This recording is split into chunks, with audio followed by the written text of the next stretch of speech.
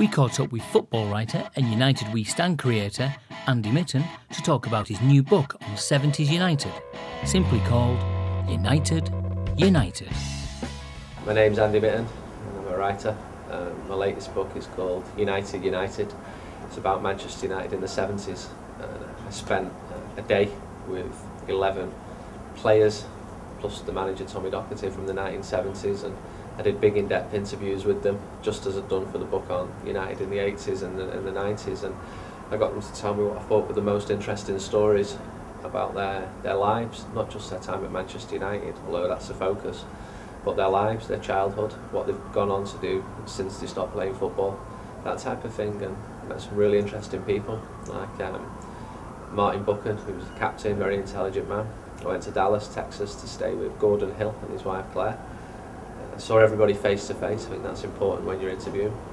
Tommy Docherty was another one I did, Jerry Daly, who took some tracking down. Jimmy Greenough, who was probably the most reluctant interviewee, but by the end of it, he was one of the best. Really enjoyed speaking to Jimmy.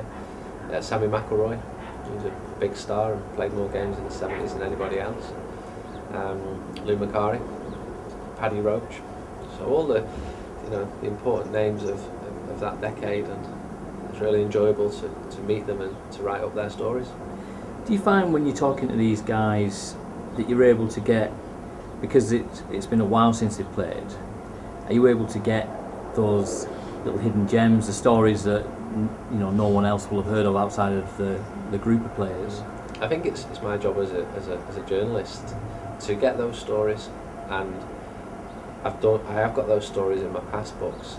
I think it's a combination of the players trusting you and knowing that I've written for a long time and about Manchester United, and I'm not just going to disappear into the sunset. I've got to see these people again. However, I've still got to do my job properly and be objective and get the stories, and it's not a PR exercise for those players. I've got to portray their life fairly and accurately to the reader. My priority is to the reader, to the people who buy the books.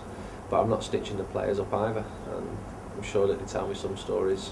Well, I know for a fact, the likes of McElroy and Nicol told me about growing up in Belfast when times were very heavy with the Troubles in Belfast. And they've never spoke about that before. And I didn't know, for example, that Manchester United had paid for both of those players for their parents to move over to Manchester so that they were more safe in Manchester. So he had a safe house in Manchester rather than in Northern Ireland. So you've done the 80s United, you've done the 70s United now.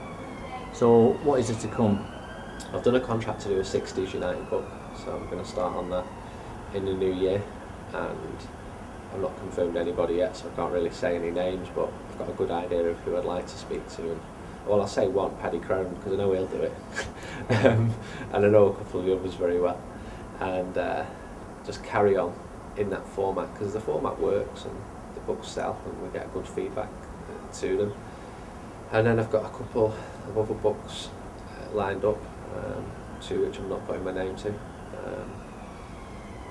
because one of them is a footballer who's doing it anonymously. So I'm just going to write that, and I was just aware that one's working. But I do put my name to pretty much everything. Out of all of the players that you met, who would you say, did you have and the manager, who was your favourite interview out of all of them? Of the 70s, I tell you, there wasn't one I didn't enjoy, because I did my own work, and if there was someone who had a bad reputation, I wouldn't go near him.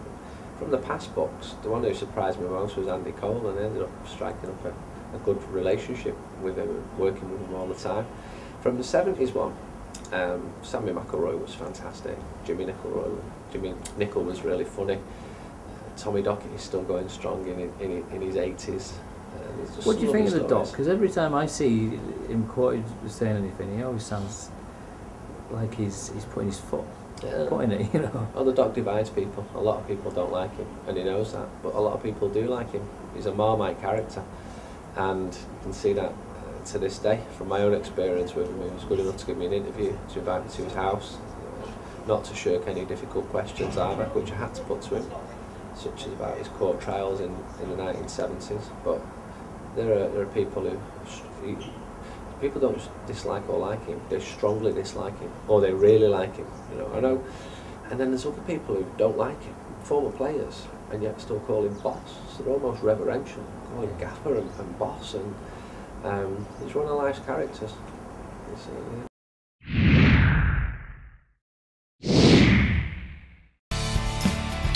So that's all for this week. See you in a fortnight for more news and views about the world's greatest football team here at United Fans TV.